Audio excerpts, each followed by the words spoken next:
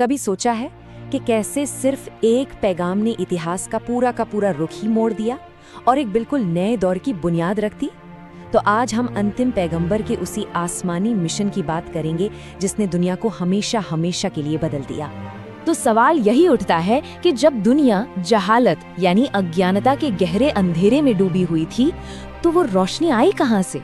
वो कौन सी रोशनी थी जिसने आकर सब कुछ बदल दिया? चलिए आज इसी सवाल के जवाब में हम मार्गदर्शन और बदलाव की उस कहानी को समझते हैं। तो चलिए पहले उस दौर की बात करते हैं जिसे जहालत का अंधेरा कहा जाता है। और देखिए, ये सिर्फ कहने की बात नहीं है, ये एक हकीकत थी।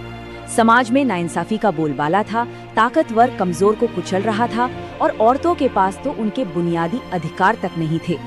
ऐसे माहौल में एक क्रांतिकारी पैगाम की सख्त जरूरत थी। तो भाई, इस अंधेरे को मिटाने के लिए दो मजबूत पिलर यानी स्तून खड़े किए गए। ये वो दो बुनियादी शिक्षाएं थीं जिन्होंने न सिर्फ एक समाज बल्कि एक पूरी नई दुनिया की नींव रख दी।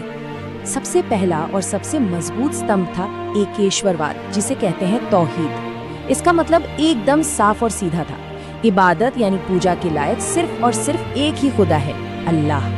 इस एक सोच ने सदियों से चली आ रही कई खुदाओं और मूर्तियों की पूजा की परंपरा को जड़ से चुनौती दे डाली। जरा सोचिए, ये दूसरी तरफ एक बिल्कुल साफ पैगाम कि सिर्फ एक ईश्वर की इबादत करो।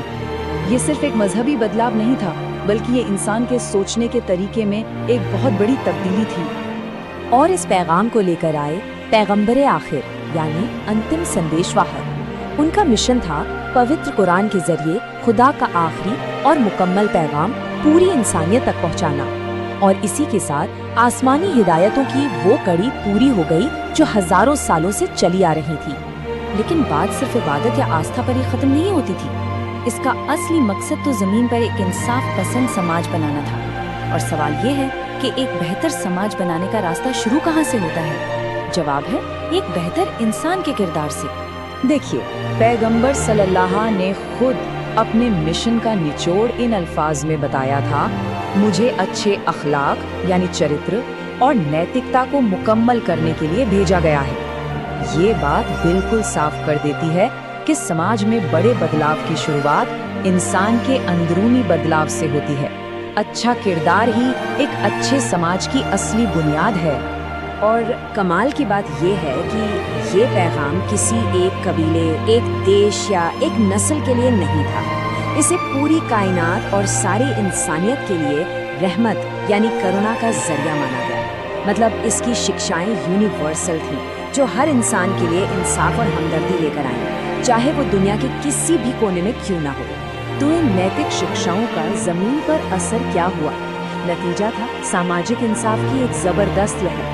सदियों से अपने हक से महरूम औरतों को विरासत और सम्मान का अधिकार मिला। गुलामी जैसी अमानवीय प्रथा को खत्म करने की बुनियाद रखी गई। और सबसे बढ़कर कमजोरों और बेसहारा लोगों पर जो जुल्म होता था, उसके खिलाफ एक मजबूत आवाज उठाई गई। ये मिशन सिर्फ बातों का नहीं था, बल्कि एक्शन का था। तो कुल मिलाकर देखें तो इस पूरे मिशन का निचोड़ क्या है? ये एक ऐसी रोशनी जलाने जैसा था जो कभी बुझ न सके। एक ऐसा सीधा रास्ता दिखाना था जो आने वाली नस्लों को हमेशा सही मंजिल की तरफ लेकर जाए। इस सीधे रास्ते को, जिसे हिदायत कहते हैं, 3 आसान स्टेप्स में समझा जा सकता है। पहला कदम, एक खुदा पर ईमान। दूसरा, उस ईमान से एक मजबूत किरदार बनाना। और तीसरा, उस किरदार की ताकत से समाज में इंसाफ कायम करना। ये एक ऐसी सुनहरी कड़ी है जहाँ यकीन अमल में बदलता है और अमल इंसाफ में। तो आखिर में हम कह सकते हैं कि ये मिशन एक लाइट हाउस की तरह था, एक ऐसी रोशनी जो अंधेरे में भटके हुए समाज को सही राह दिखा रही थी। इसका मकसद सिर्फ दुनिया में एक बेहतर जिंदगी गुजारने का तरीका सिखाना नहीं था, बल्कि कामयाबी के उस रास्ते को भी दिखाना था जो आगे तक जाता है।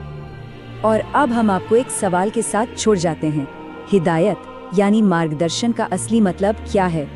क्या ये सिर्फ कुछ नियमों को मान लेना है, या फिर ये अपने किरदार को संवारने और अपने आसपास की दुनिया में इंसाफ और बेहतरी लाने का एक लगातार चलने वाला सफर?